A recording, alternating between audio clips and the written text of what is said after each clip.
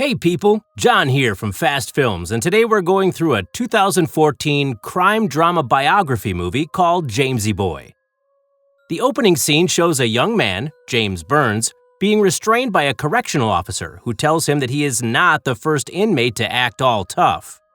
According to the officer, there are ways to deal with people like him. Soon afterward, one of the inmates teases James about picking a fight in prison before settling in.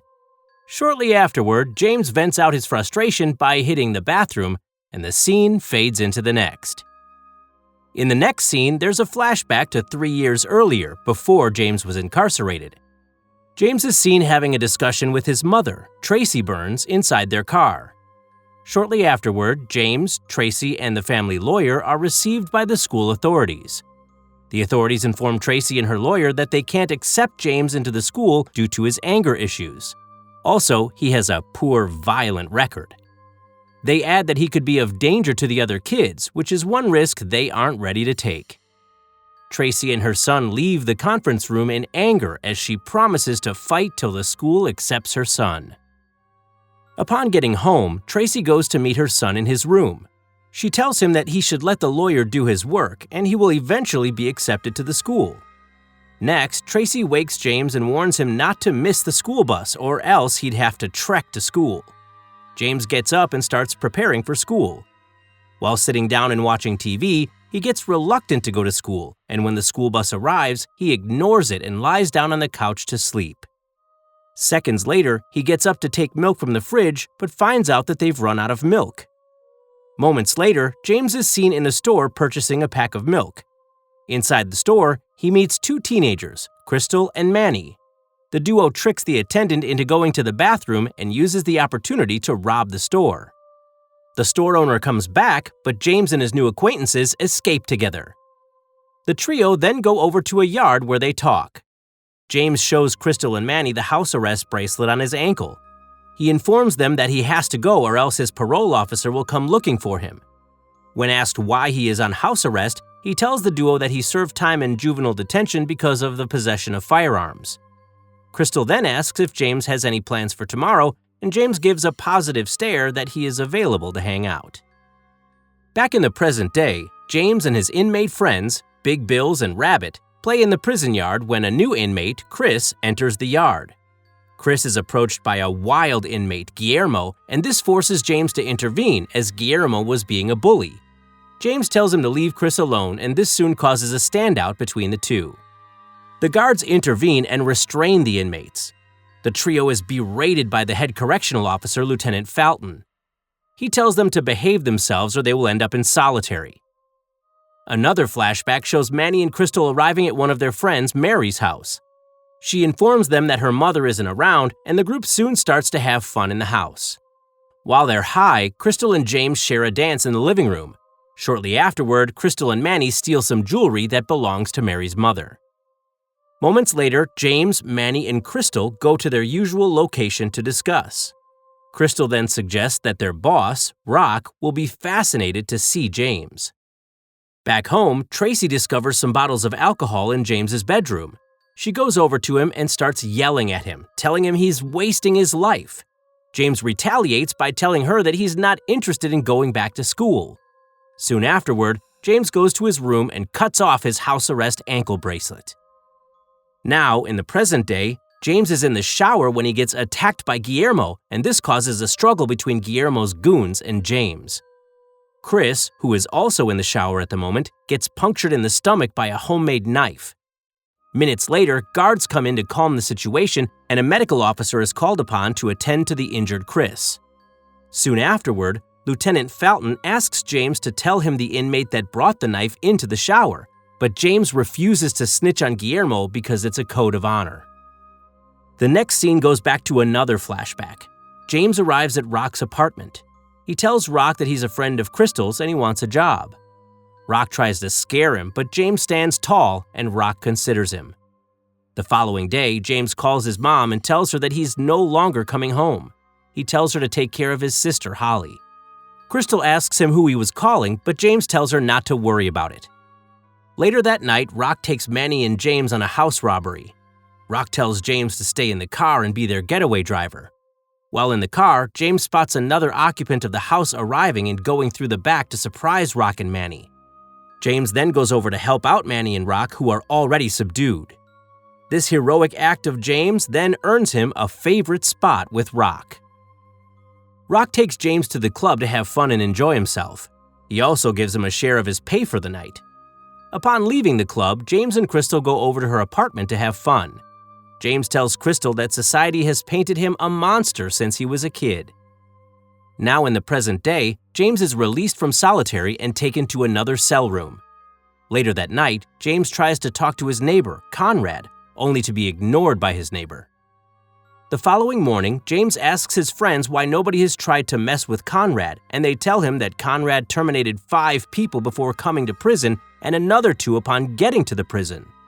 He is informed that Conrad is on a life sentence and most of the inmates are scared of him. Subsequently, James tries to befriend Conrad, but he keeps ignoring him. Soon afterward, while the inmates are in the yard, Conrad finally has a conversation with James. Back to the flashback scene, James and Crystal are seen buying groceries in a store.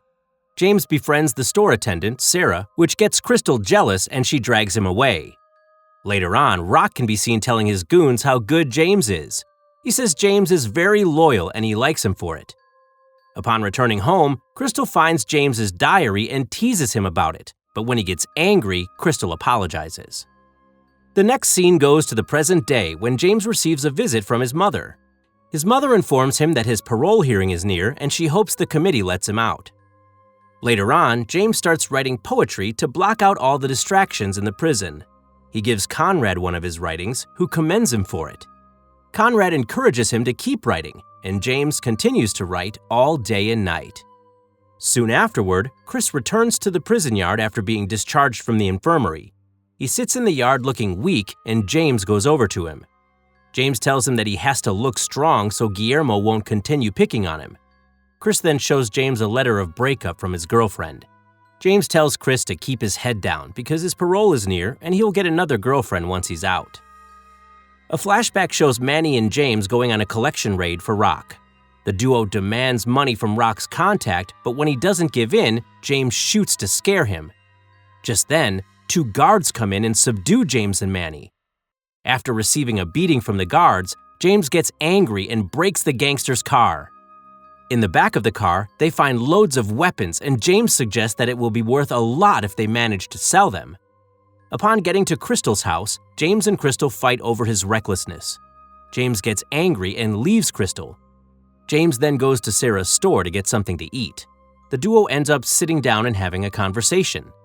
Sarah says the store belongs to her father, but she helps him take care of it because he's always drunk. Sarah then inquires about Crystal, but James doesn't go deep into the conversation. After leaving the store and arriving home, James is confronted by Rock, who is angry that James is in possession of firearms. He tells him to fix it because James just made him lose a business partner.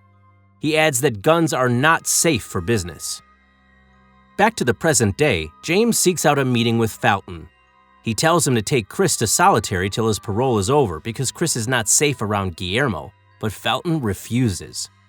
Soon afterward, Guillermo challenges James in the prison yard, but he ignores him. Up next, the throwback scene shows James and Sarah walking through the street and having a conversation. James tells her that he has always been an angry kid and he has been institutionalized since he was 6 years old. Afterward, the duo goes to Sarah's house to watch and enjoy the night. Meanwhile, Crystal and Rock enjoy each other in James's absence. Now in the present day, Chris gets revocated at his parole hearing. Upon hearing the news, James gets frustrated and throws some of his books across his cell room. A flashback scene shows Sarah and James enjoying their moments together. James promises Sarah that he will take her away from the bad neighborhood. Soon afterward, Crystal challenges James when he goes to her apartment to pack his things. She tells him that he will never find a woman like her, but James ignores her and leaves. Outside the apartment, James runs into Rock and his partner, Drew. Rock tells him that they have an exchange going down tonight and asks if he wants to be a part of the deal. After some conviction, James reluctantly agrees, but he emphasizes that this is the last time. Back to the present day, as the inmates file out for roll calls, Chris uses some tied-up bed sheets to hang himself. James gets angered by this and attacks Guillermo. However, he accidentally hits Felton in the process and he's thrown into solitary confinement as punishment. Now in his office, Felton is overwhelmed by guilt because he refused to listen to James that Chris was in danger. A flashback shows James and Drew at the firearm exchange. A shootout soon ensues, and this attracts the cops. Drew and James run away from the scene, with Drew telling him that they have to leave town because their vehicle will be traced back to them. James runs over to Sarah's house and tells her to pack her things and run away with him, but she refuses. Now in the present day, Felton is questioned by the committee in regards to the events that led to Chris's death. Soon afterward, James gets into a fight at the prison yard, but Conrad intervenes. He tells him that his parole hearing is tomorrow and that if he doesn't behave himself, he will lose the chance to have his freedom. The following day at James's parole hearing, he admits regret over Chris's death and his past decisions. He tells them that he is ready to accept any decision the committee makes. Soon afterward, James's parole is approved and he is released. On his way out, Conrad tells him that he doesn't want to see him in the prison again. A flashback then shows how James was arrested and taken into custody by cops. Now in the present day, James is received by his mother and sister. Soon afterward, James starts working in a store.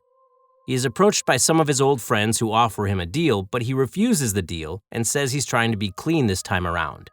Later on, James gets tempted by his old life and goes over to his friend to collect some goods which he plans to sell.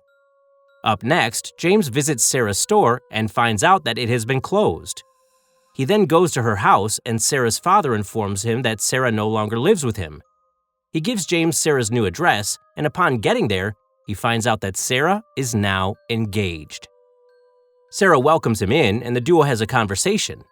James tells her that he wrote poetry in prison. He tells her that he needs to get out of town because he's going to be tempted by his old life. He says he plans to move to New York City, but he has to get some money because New York is expensive to live in. A short scene shows James returning the illegal goods he collected earlier on. Sarah then asks James to read out one of his poems for her. The movie comes to an end as James reads the poem to Sarah, and the last scene shows James as he continues working and saving money in an envelope he labeled New York City. Some information is given about James Burns. He now lives in New York City. He studied writing and poetry at Borough of Manhattan Community College and hopes to continue his higher education. Each day, he defies the statistics of institutionalized and troubled youth. At the time of production of the movie, James was 25 years old. Thanks for watching, guys.